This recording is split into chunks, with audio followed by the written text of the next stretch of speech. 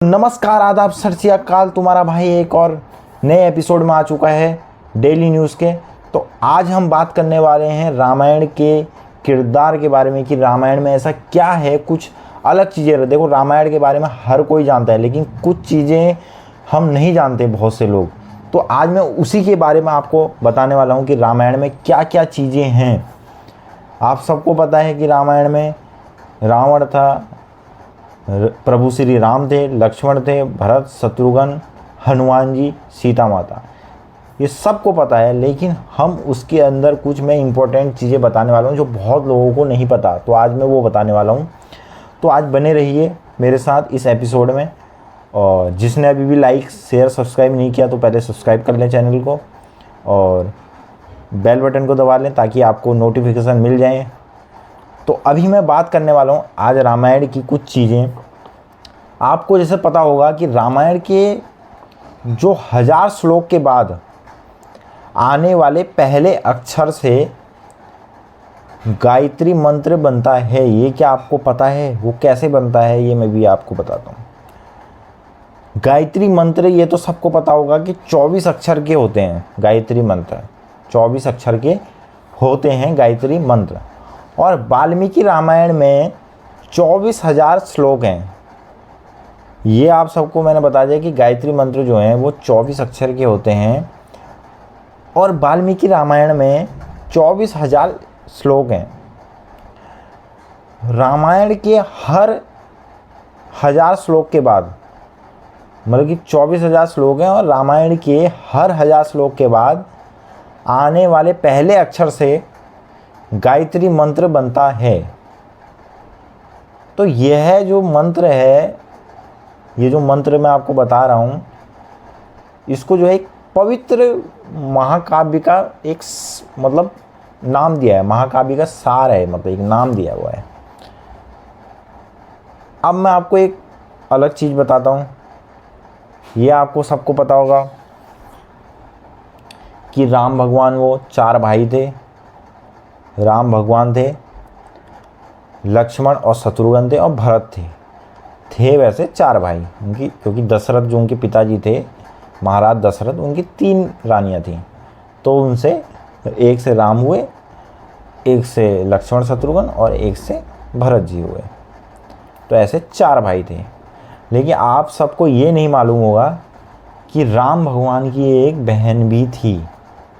तो मैं आज आपको बताऊंगा कि राम और जो भी 3 भाई, इनके अलावा एक दशरथ, राजा दशरथ की एक पुत्री भी थी। जब एक बार की बात है, मैं बताता हूँ। हमारे प्रभु श्री राम की जो बहन थी, मैं आपको पहले बता देता हूँ, सबसे बड़ी थी और उनका नाम था शांता। और चारों भाइयों में जो है मैंने बताया वो सबसे बड़ी थी। और उनकी जो माता थी वो कौशल्या थी, जो मैंने आपको बताया, जैसे कि राम भगवान की बड़ी बहन थी। एक बार क्या हुआ, अंग देश के एक राजा थे जिनका नाम था रोमपद, और उनकी साथ में एक रानी आई थी, वर्षिणी। ठीक है, वो अयोध्या आए थे और उनकी जो है कोई संतान नहीं थी। जब भाई राजा दशरथ ने उनसे बातचीत करी होगी, बातचीत के दौरान पता लगा होगा कि इनकी कोई संतान नहीं है। तो राजा दशरथ के एक आया विचार, तो उन्होंने बोला मैं अपनी बेटी शांता आपको संतान के रूप में देता हूँ। तो यह सुनकर जो राजा थे, जो राजा रोमपद जी आए थे और जो वार्षिणी उनकी पत्नी आई थी, वो तो बहुत खुश हो गए, क्योंकि उनकी कोई संतान नहीं थी। खुश हो गए वो, और उन्होंने जो है बहुत स्नेह से जो राम भगवान की बहन थी शांता, उनका पालन पोषण किया और उन्होंने माता पिता के कर्तव्य निभाए इस तरीके से। तो ये मैंने आपको बताया कि शांता जो है वो चारों भाइयों की सबसे बड़ी बहन थी। ये मैंने आपको बता दिया। तो एक दिन की बात है, राजा जो रोमपद थे, मैंने आपको बताया राजा रोमपद, अपनी पुत्री से बातें कर रहे थे, यही शांता जी से।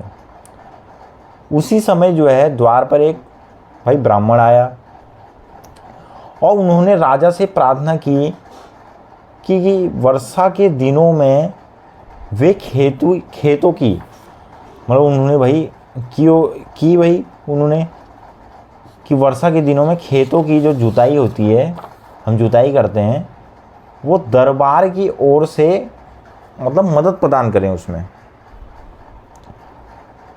भाई राज दरबार जो था उसमें मदद प्रदान करें। तो राजा को भाई ये सुनाई नहीं दिया और वे पुत्री के साथ बातचीत करते रहे। ठीक है, तो द्वार पर आए नागरिक की याचना न सुनने से ब्राह्मण को दुख हुआ। भाई ब्राह्मण ने अपनी बात कही, लेकिन राजा ने जो है वो बात सुनी नहीं। तो भाई ब्राह्मण को दुख हुआ और वे राजा रोमपद का राज्य छोड़कर वहाँ से चले गए। तब ब्राह्मण इंद्र के जो ब्राह्मण थे जो आए थे वो इंद्र के बहुत बड़े भक्त थे और अपने भक्ति की ऐसी अनदेखी पर जो है इंद्रदेव राजा रोमपद पर मतलब गुस्सा हो गए भाई, और उन्होंने उनके राज्य में पर्याप्त जो है वर्षा नहीं की। जैसे कि मैंने आपको बताया कि भाई उनने हेल्प मांगी थी खेतों के लिए, तो और ब्राह्मण जो थे वो बहुत बड़े भक्त थे भाई किनके, अपने महाराज के वर्षा जी के, और उन्होंने भाई वर्षा मतलब इंद्रदेव जी के, और उन्होंने भाई राजा के वहाँ वर्षा नहीं की, और इससे जो है खेतों की राजा के जो खेतों की जो फसलें थी वो मुरझाने लगी।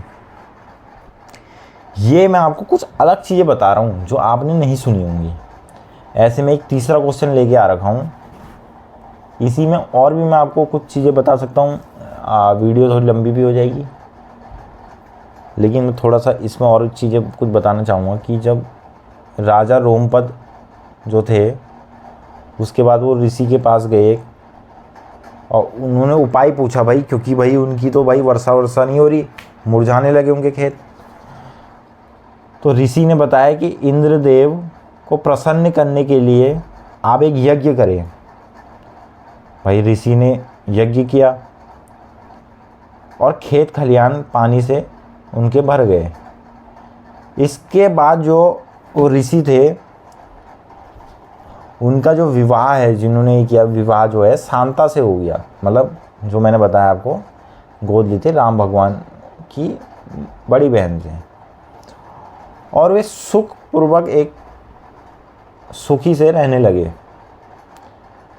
बाद में जो है जो ऋषि थे जिनकी मैं बात बता रहा हूँ, उनका जो नाम था वो था ऋष्यशृंग, ये जो उनका नाम था। और जो ये थे इन्होंने ही दशरथ की पुत्र कामना के लिए पुत्र कामेष्टि यज्ञ करवाया था। मतलब कि जिनसे जो है राम भगवान की जो है बहन की जिनसे शादी हुई, उन्हीं ने मतलब राजा दशरथ ने उन्हीं से अपनी पुत्र की प्राप्ति के लिए एक यज्ञ करवाया था। जिस स्थान पे उन्होंने यज्ञ करवाया था वह अयोध्या से लगभग 39 किलोमीटर के पूर्व में था, और वहाँ आज भी उनका आश्रम है। अगर आप आज भी देखेंगे तो उनका आश्रम है, और उनकी तथा उनकी पत्नी की जो है समाधियाँ हैं वहाँ पे, है ना। अब मैं आपको एक चीज़ बताना चाहता हूँ कि भाई ये सबको पता है कि राम भगवान जो है विष्णु के अवतार थे, लेकिन लक्ष्मण भरत शत्रुघ्न किसके अवतार थे ये आप सबको नहीं पता। लक्ष्मण पता है शेषनाग जी के अवतार थे, लेकिन राम भगवान विष्णु के अवतार थे, लक्ष्मण भगवान शेषनाग, जिसमें क्या कहते हैं हमारे विष्णु जी ने क्या कहते हैं जिसमें विष्णु जी का जो आसन है वो शेषनाग, और भरत और शत्रुघ्न जो थे भरत और शत्रुघ्न वो जो विष्णु जी हाथों में धारण किए करते हैं, मतलब सुदर्शन चक्र या शंख शैल, उनके अवतार माने जाते हैं भरत और शत्रुघ्न। अब मैं आपको चौथी एक वो बताता हूँ, जो सीता स्वयंवर में जिस टाइम पर हुआ था, उस टाइम पर आप सबको पता है एक धनुष जो है राम भगवान ने तोड़ा था। अब वो धनुष जो है भगवान शिव का था, ये भी सबको पता है, लेकिन उस धनुष का नाम क्या था ये किसी को नहीं पता। तो आज मैं आपको बताता हूँ भगवान शिव के जो धनुष का जो नाम था, वो जो है जिस टाइम पर आपको पता है भाई राम भगवान ने धनुष तोड़ा है ना, और उसके बाद हमारे धनुष तोड़ के एकदम से बादलों में एकदम से बादल कड़के तेज से भाई, है ना। और उसके बाद जब इस चीज़ के बारे में बहुत ही कम लोगों को पता है कि जो धनुष जो तोड़ा था शिव जी का, उसका नाम क्या था, तो मैं आज आपको इस चैनल के माध्यम से बताना चाहता हूँ कि जो धनुष तोड़ा था शिव जी का, उसका नाम था पिनाक, है ना। उस धनुष का नाम था पिनाक। अब मैं आपको एक अलग क्वेश्चन की बात करता हूँ, एक अलग क्वेश्चन में रामायण से ही रिलेटिव है कि लक्ष्मण जो थे उनको गुदाकेश के नाम से क्यों जाना जाता था। गुदाकेश भाई, गुदाकेश के नाम से क्यों जाना जाता था, तो वो मैं आपको बताता हूँ। देखो, आप सबको पता है कि 14 वर्ष तक राम भगवान को वनवास मिला था, ठीक है। अब 14 वर्ष तक राम भगवान को वनवास मिला था जी। तो एक बार की बात है, जब वनवास की पहली रात थी, तब जो है राम और सीता माता दोनों सो रहे थे। तो उसी टाइम निद्रा देवी प्रकट हुई, और प्रकट होते ही लक्ष्मण भगवान ने, भाई लक्ष्मण भगवान के सामने प्रकट हुई, लक्ष्मण जी के सामने, और निद्रा देवी से लक्ष्मण जी ने अनुरोध किया कि उन्हें ऐसा कुछ वरदान दे कि वो 14 वर्षों तक उनको नींद नहीं आए। तो निद्रा देवी ने कहा ऐसा तो कुछ संभव नहीं है, असंभव है, पर एक चीज़ हो सकता है, अगर आपकी जगह कोई 14 वर्षों तक सोए तो आपको 14 वर्षों तक नींद नहीं आएगी। तो ठीक है भैया, उन्होंने बोला ठीक है, आप मेरे वहाँ चले जाओ, मेरी पत्नी उर्मिला ऐसा कर सकती है। तो भाई सिंपल सी बात है, भाई भाभी की रक्षा करनी थी लक्ष्मण भगवान को, अपने भ्राता की, बड़े भाई भ्राता की रक्षा करनी थी। तो उनकी जगह पे निद्रा देवी गई और उन्होंने उर्मिला जी से बात की, और उर्मिला जी तैयार हो गई, और वो 14 वर्षों तक सोई, और हमारे लक्ष्मण भगवान 14 वर्षों तक जागे हुए थे। उन्होंने अपने बड़े भ्राता और माँ समान सीता माता की सेवा की। ये हमारा जो है प्रश्न है, और उसका उत्तर मैंने आपको बता दिया। अभी मैं आपको एक बात बताना चाहता हूँ कि एक बार की बात है, उस जंगल की बात कर रहा हूँ मैं, जहाँ राम, लक्ष्मण और सीता माता ने वनवास में रुके थे। वो उस जंगल का क्या नाम था, ये मैं आपसे जानना चाह रहा हूँ। ये सबको पता है 14 वर्षों का वनवास, है ना। तो मैं जब राक्षसों के राजा रावण को हराकर वापस अपने राज्य लौट रहे थे, तो वहाँ पे बहुत लोगों को पता लग गया कि राम, लक्ष्मण, सीता ने कई साल वन में बिताए हैं। भाई पता तो लग ही जाता है, तो बहुत लोगों को पता लग गया। उन्हीं में से कुछ ही लोगों को उस वन के नाम की जानकारी है। उस वन का नाम मैं आपको बताऊंगा दंडकार्य था, जिसमें राम, सीता और लक्ष्मण ने अपना वनवास बिताया। यह जो वन है, यह जो जंगल है, लगभग 35,600 वर्ग मील में फैला हुआ था, जिसमें वर्तमान छत्तीसगढ़, उड़ीसा, महाराष्ट्र और आंध्र प्रदेश के कुछ हिस्से शामिल थे। जो ये फैला था उसमें मैंने आपको बताया छत्तीसगढ़, उड़ीसा, महाराष्ट्र और आंध्र प्रदेश के कुछ हिस्से शामिल थे। उस समय यह वन सबसे भयंकर और राक्षसों का घर माना जाता था, जिसमें वही वनवास काटा। इसलिए इसका नाम जो है दंडकार्य रखा गया था। जहाँ मतलब दंडकार्य का मतलब हो गया, जहाँ दंड का अर्थ हो गया कि सजा देना। आपको दंडकार्य का मतलब बता रहा हूँ। दंड का मतलब हो गया कि सजा देना, और अरबी का मतलब हो गया कि वन में, मतलब सजा देना वन में। ये मैंने आपको एक क्वेश्चन का आंसर बता दिया। थोड़ा सा क्या है दोस्तों, इस तरफ मेरा दर्द हो रहा है आज, पता नहीं क्यों, लेकिन आपसे बातचीत करेंगे। और भाई लाइक, शेयर, सब्सक्राइब कर दो, क्योंकि आपको कुछ अलग जानकारी मैं अपने चैनल के माध्यम से देता रहूँगा। तो जैसे कि मैं आपको बताना चाह रहा हूँ कि हमारे प्रभु श्री राम ने लक्ष्मण जी को मृत्युदंड क्यों दिया। जो उनके बहुत ही प्यारे भाई, सबसे प्यारे भाई अगर बोलें तो लक्ष्मण जी ही थे, आखिर उनको क्यों मृत्युदंड दिया।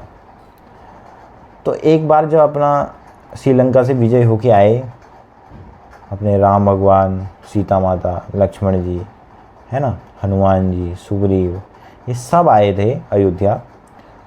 तो उसके बाद जो है राम भगवान को राजा बनाया गया, और उसके कुछ टाइम बाद सीता माता को धरती में समाना पड़ा।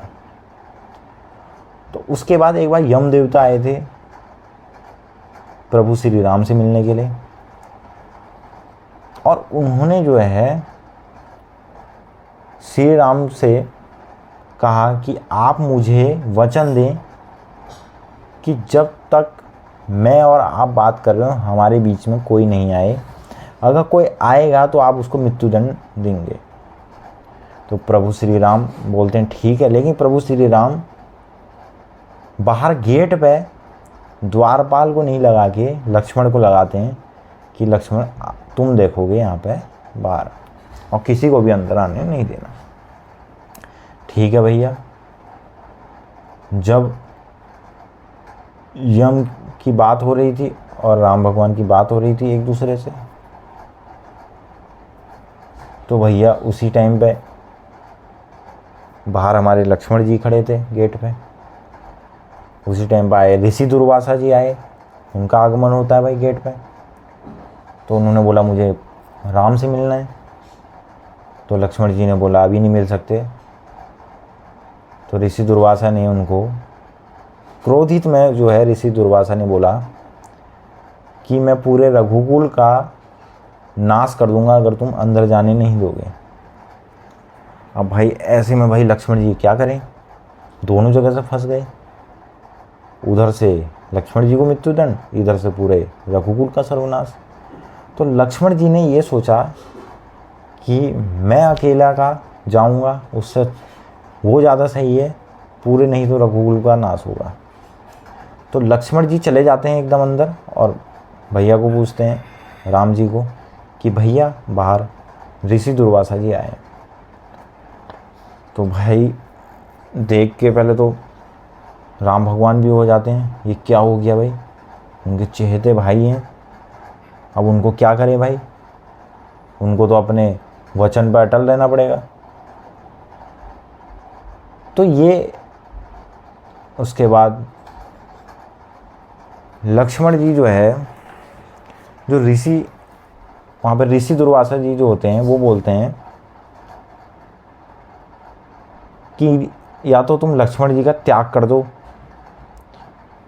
ये बात जो है जब त्याग की बात करते हैं तो लक्ष्मण जी सुन लेते हैं। लक्ष्मण जी बोलते हैं कि भैया मेरा त्याग मत करो, इससे अच्छा मुझे मृत्युदंड मंजूर है, पर मेरा त्याग मत करो। तो लक्ष्मण जी जो है, लक्ष्मण जी मृत्युदंड चुनते हैं और प्रभु श्री राम से विदा लेकर समाधि ले लेते हैं जल में, जल में समाधि लेते हैं और शेष नाग का रूप धारण करके परलोक सिधार लेते हैं। ये भाई बहुत कम लोगों को पता है। एक क्वेश्चन है मेरे मन में, भाई राम भगवान ने नदी में डुबकी लगाकर पृथ्वीलोक का परित्याग किया था भाई? हाँ जी किया था, मैं तो बोलूँगा किया था भाई। जब भाई लक्ष्मण जी भी, सीता माता तो पहले चली गई थी, लक्ष्मण जी गए तो उसके बाद तो राम भगवान का मतलब बचा ही नहीं था कुछ धरती पे। तो राम भगवान ने जो है सरयू नदी में जल समाधि ली और पृथ्वीलोक का परित्याग करके अपने वैकुंठ धाम चले गए। और उनके साथ जो है अन्य लोगों ने वैकुंठ धाम के लिए अपने अपने हर कोई एक अवतार में वहाँ पर आया था। जैसे मैंने भरत शत्रुघ्न भी साथ में चले गए थे, जो मैंने बताया आपको। और जो उनके सेवक थे जो वहाँ काम कर रहे थे, वो भी हनुमान, सुग्रीव जी ने बोला, सुग्रीव जी को बोला राम भगवान ने कि तुम यहीं पर रह के राज मतलब अपना वो चलाना देश। तो सुग्रीव जी ने बोला प्रभु जी अब मैंने अंगद को सौंप दिया है, अब मैं भी आपके साथ चलूँगा, मैं आपके बिना नहीं रह सकता। तो सुग्रीव जी भी उनके साथ चले गए थे उसके बाद। तो ये कुछ ऐसी चीज़ें हैं जो बहुत कम लोगों को पता रहता है, तो मैंने आपको बताया है। और अगर आपको ये चीज़ें अच्छी लगी हैं तो आप कमेंट बॉक्स में बताना, और लाइक करना, शेयर करना, सब्सक्राइब करना अगर आपको ये अच्छा लगा हो, चैनल एपिसोड अच्छा लगा हो, और चैनल को फटाफट सब्सक्राइब कर लें। तो बाकी मिलता हूँ आपसे एक नए एपिसोड में। तो ओके, नमस्कार, जय श्री राम।